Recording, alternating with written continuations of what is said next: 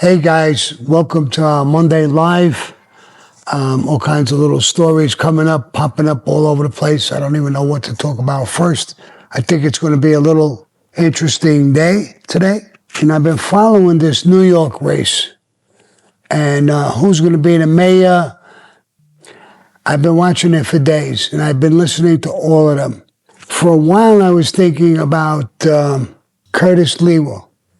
You know, he used to break John Gotti's balls, call him names and this and that and this and that. John Gotti was in jail. He ordered a hit on him. And John Jr. put the hit together. And one of the guys from my crew, I was in jail, was on the hit. They screwed it up. He got away.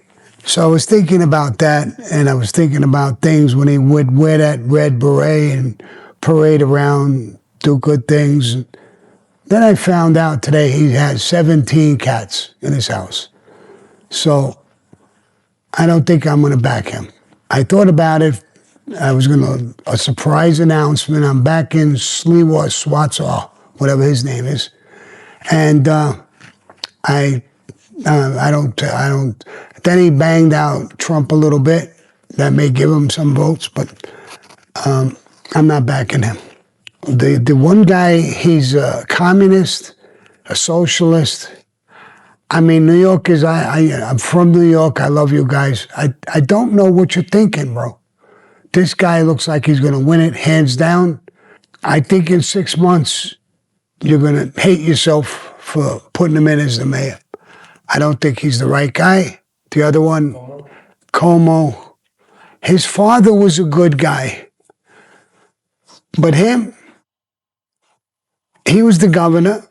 He got caught up during the pandemic. He put people with the COVID virus in places where there was senior citizens. 6, 7, 8,000, 9,000. You hear all kinds of numbers, but all kinds of people died. A woman on his staff confessed that they lied about the numbers. They tried to make it lower so he wouldn't look bad. And he's a little bit of a snake, so it's not him. So I talked about the whole three of them. I actually was more for the black guy who backed away. I forgot his name. So there's nobody left. I think I should run for mayor. I think I could get 6 votes for sure. But I don't know about any more than 6 votes, so I'm not going to run.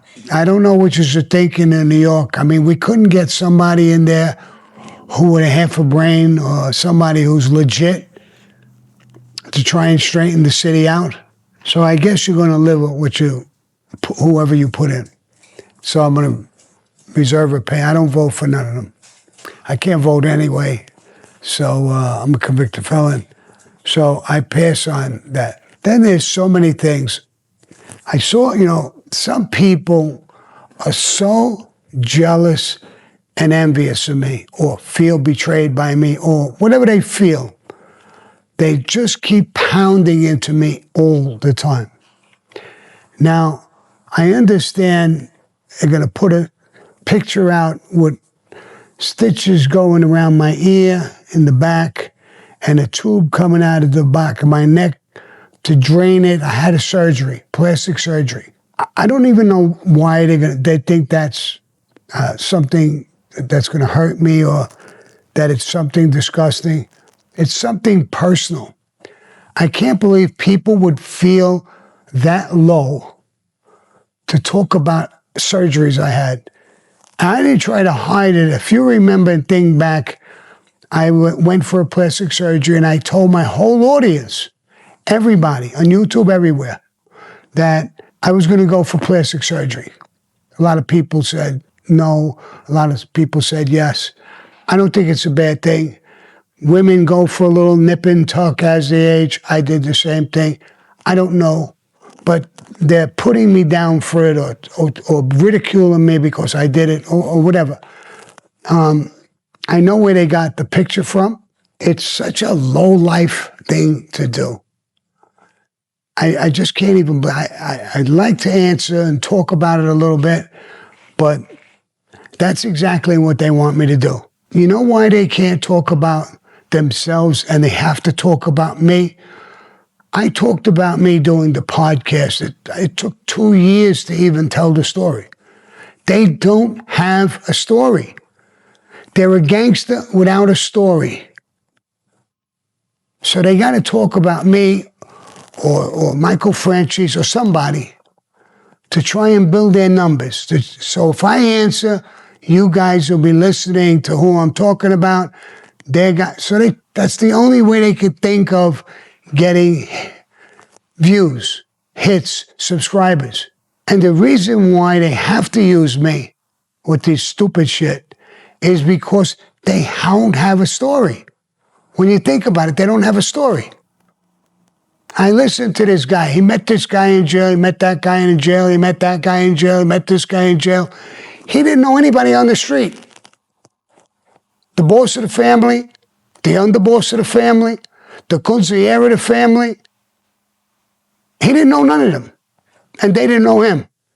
I just had to say that. How did I get it out? It's in my stomach like a little bubble. And, it's crazy. I just saw another thing today. They were talking about P. Diddy and his sentence. And people were talking to me about it. I thought he was going to get more, to be honest with you. But I always said that they used the RICO law, which I didn't think fit. And they blew the case themselves by using that. They lost that. And the other serious thing, and he got 15 months. Now, even that's a little low, but I'm going to tell you why it's a little low. The women in there, the one he beat her up in the hall, if he didn't beat her up in the hall, that hurt him. He would have got no time, zero, zip, nothing. But he did beat her up in the home. And why he got such a low sentence is that the day after that beating and the disgraceful shit he made her do, they both got off on it. When they're both getting off on it, it's really not that, it's disgusting to maybe me and you or whoever, but if they both agree, then it's not disgusting. I guess that's the way the jury looked at it. It was consensual. Not the beating part, but the sex part. And how do we know that? The next day, she sends him a text message. Let's do it again. It's consensual. I guess that's the way the judge looked at it, the jury looked at it, and I looked at it. I did a video with Vlad. We talked about it. And I says, I think he's going to get minimum 10 or more.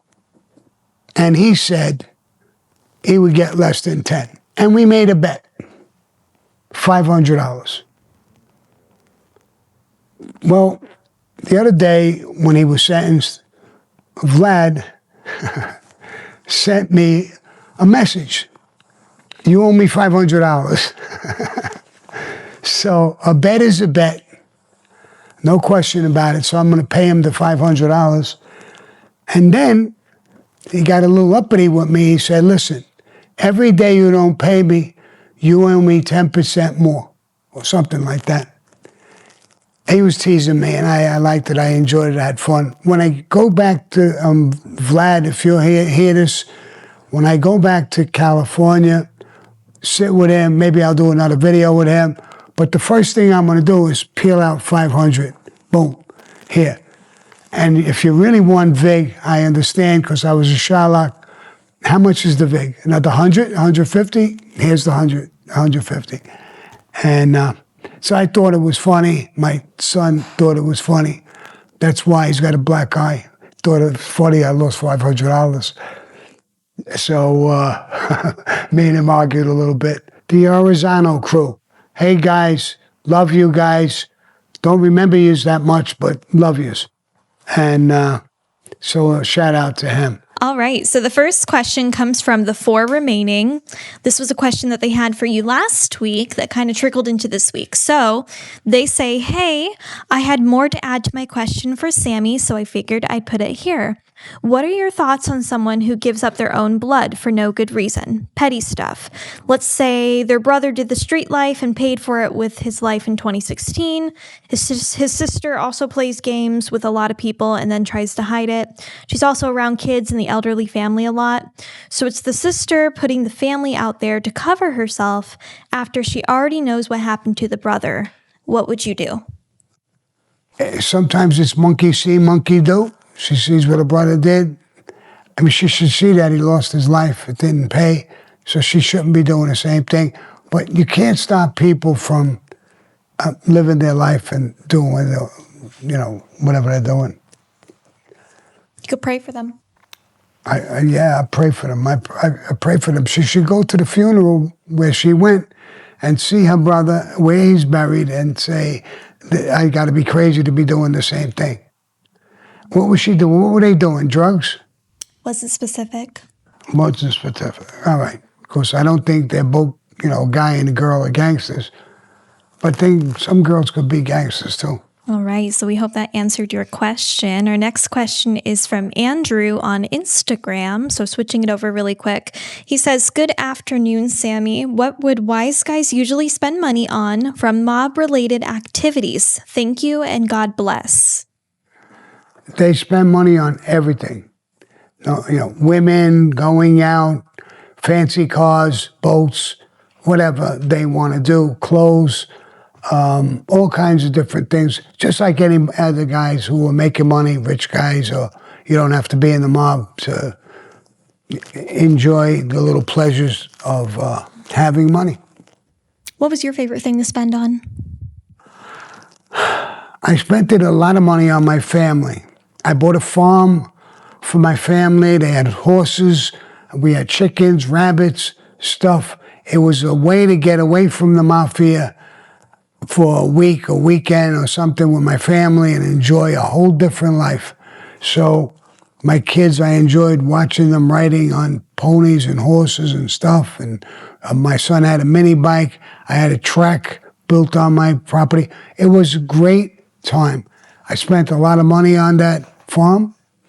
I bought it for $160-something thousand, I believe it was. And then I put $350,000 into it to make it. I had to put a pool in and all kinds of stuff. So, and I wasn't a complete, clothes nut like John Gotti was. I bought, regular clothes. I didn't have to spend $3,000, $4,000 on a suit. I was satisfied with a $500, $600, $700, $1,000 suit.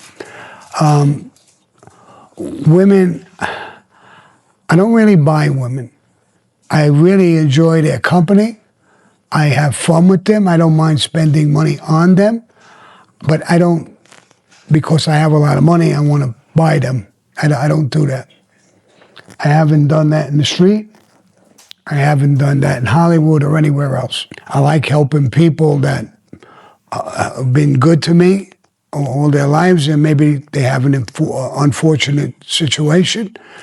I enjoy helping them. I was a good tipper in restaurants. I always felt when people are working hard in a restaurant, doing it, and they were very good at it and very, good to me, I would, instead of 10, 20%, I would give them 30 and 40% sometimes. So, but I had the money to do that. I didn't do it to be a show-off or anything like that. I appreciated their kindness, how hard they were working, and they deserved to get a little extra. Let's give a quick shout-out to Boston, Mass, Cameron, and Danielle. They love your YouTube channel. I love you too, guys. All right, next question comes from Instagram. This is from Krista. She says, now that the truth is coming out about the Kennedy assassination, what are your thoughts on that with the Fed's involvement in hiding it for decades? Hiding it for decades, I know they did hide it. I know the CIA was involved, our own government was involved, the Mafia was involved, unions were involved. There was a lot of different people involved. When I do the history of the Mafia, I'm really knowledgeable about what happened, and I'm going to put it out there in the history of the Mafia. And I'll tell you why. The people in the Mafia in Florida, Louisiana, they sent messages to Carlo Gambino that they were going to have some involvement. Carlo Gambino's right-hand man was Tato Arello, my captain, and we used to talk about it all the time. He didn't tell me he knew, but we would talk about it just like everybody else was talking about it. Years later, I found out that he had firsthand knowledge, and I have it now. I told a story one time when I was cooperating with the government. I'm a ball breaker. So one day they said, Sammy, there's some heavyweights coming down from Washington. Don't play around. Be honest with them. All right.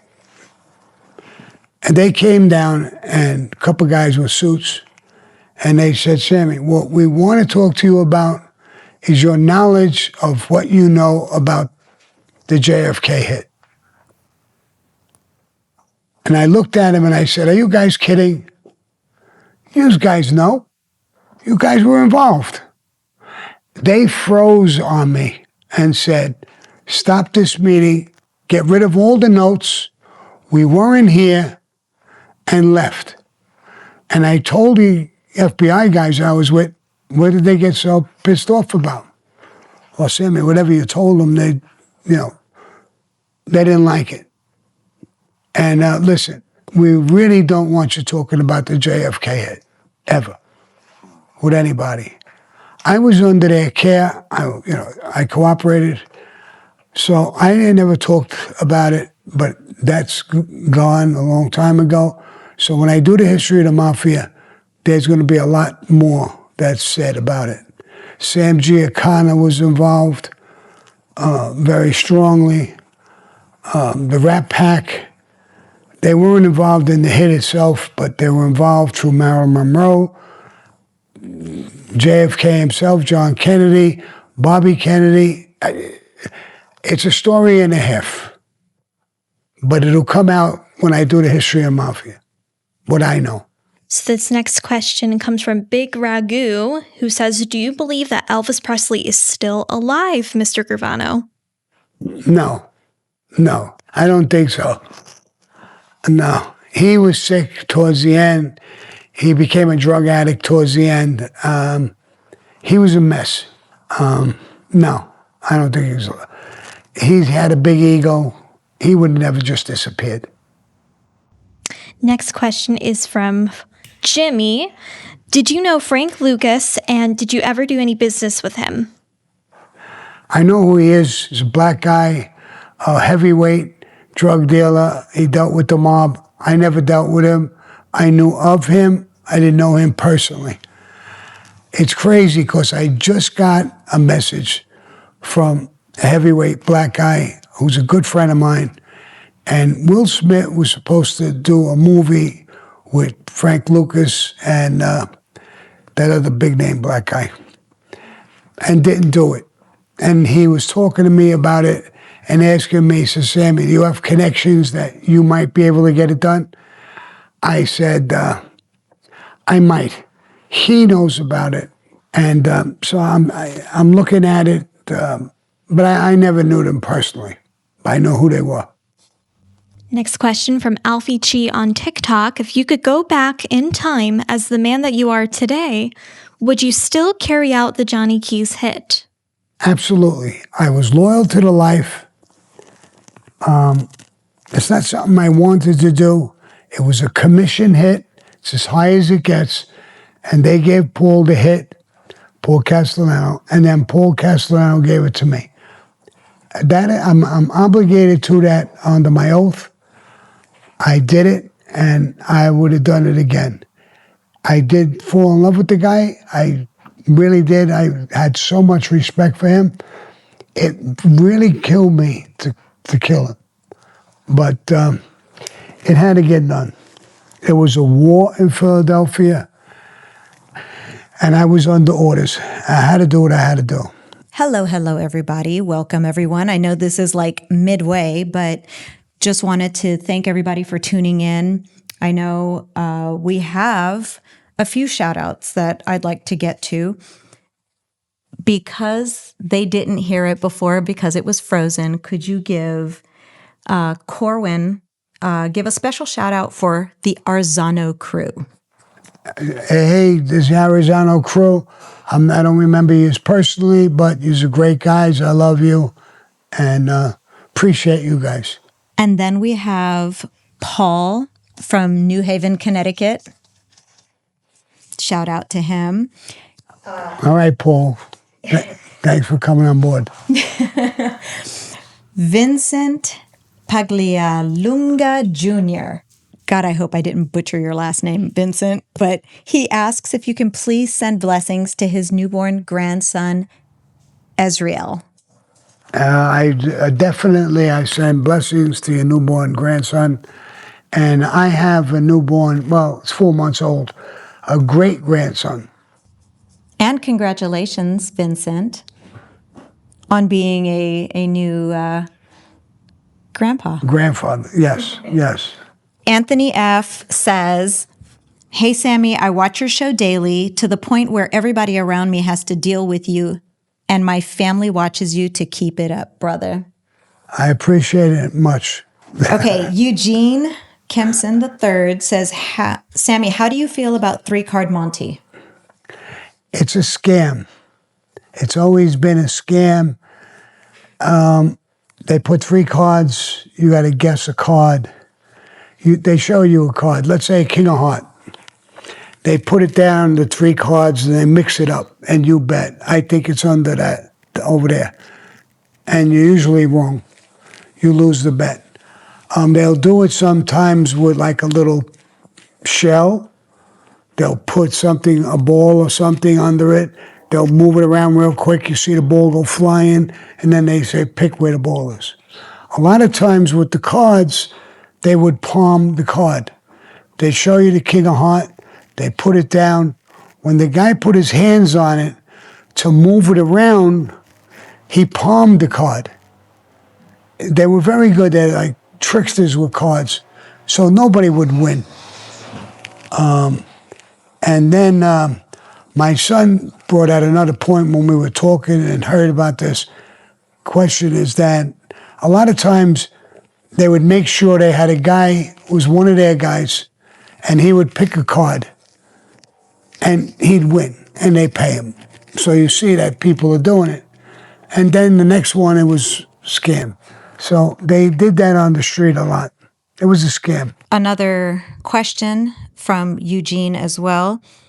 He said, "Sammy, you actually used video from Mafia documentaries in one of your shorts. How accurate are those films?" I used what? He said you used video from Mafia documentaries in one of your shorts. How accurate are those films? Eugene, which video are you referring to? Right. Because a lot of those are pretty accurate, I would imagine. Yes. They're Mafia documentaries. Yes. If I'm showing you a video, I would tell you if I think it's accurate or it's not accurate. So I don't know what video you're talking about, but tell me what video, and I'll tell you what I thought of it. Ryan Brown in the Super Chat wants to know, Sammy, could a guy confined to a wheelchair ever be made? How would he prove himself? I'm not Italian, but I have the wheelchair part down. A guy could be a good guy. Guys got made not just because they did work, because they were good guys, they were honorable guys, and there's a lot of guys who have wheelchair situations. Now, we don't need them to go do work, so they're not asked to do anything like that, but they might be asked for different things, and maybe they deserve it. They got hurt later, or they got hurt during the war. There was a lot of veterans who were in the Mafia, too, who were slightly disabled. we don't hold things like that against you. I have thought criminal in the super chat. Knowing what you know now about John Gotti, what would you have done differently? Would you still have done the Paul Castellano hit? To be honest, no. No. I wanted Frankie DeChico to be the boss. When we talked about it, I would insist upon it now if it was going back in time. And if Frankie said, no, he's going to be the boss, I would say, Frankie, I'm out. I'm out. Leave me and my crew out of it. We weren't caught selling drugs. We didn't have a problem. If he was going to be the boss, he had to play by the rules, then I would be part of it. But I knew he wasn't really going to play by the rules. But Frankie DeChico told me, Sammy, if you don't play by the rules, if you don't act like a boss, we'll kill him. I'll be the boss and you'll be my underboss. He convinced me to do it. And I said, okay. And I was part of it, a big part of it. I have Marco Perusa. Was anybody, and he's referring to Cosa Nostra, able to shake down Trump? No. I tried my heart out to shake him down. I couldn't get to him. He wouldn't deal with the mob, not me and the mob. And I was very powerful with the unions. I would have been very, very helpful to him. He just wouldn't bite. Matter of fact, my crew said, we'll just go up his office. No, we'll go up his office with what? We'll threaten him. All of his people around him were ex-FBI people. We would have been in jail in 5 minutes. I said, we got plenty of work, plenty of stuff. Forget about his projects. I wanted to work with him. He was a big, big construction guy, big projects. I would have loved working with him, but he wouldn't bite. And I could have helped him a lot with his union problems and other shit that he was doing. Grass Backs. Hey, Sammy, longtime listener here from England. Did you ever have any business with famous London gangsters, the Cray twins? No, I saw the movie with the Cray twins and Pinky Blinders and all of those movies. There was a lot of tough guys from England there. They had good mobs, but I never dealt with them. I didn't hear about them when it was happening. It was actually before my time, the Cray brothers and stuff. I think they were before my time. But they were tough. No two ways about it. But I had nothing to do with them.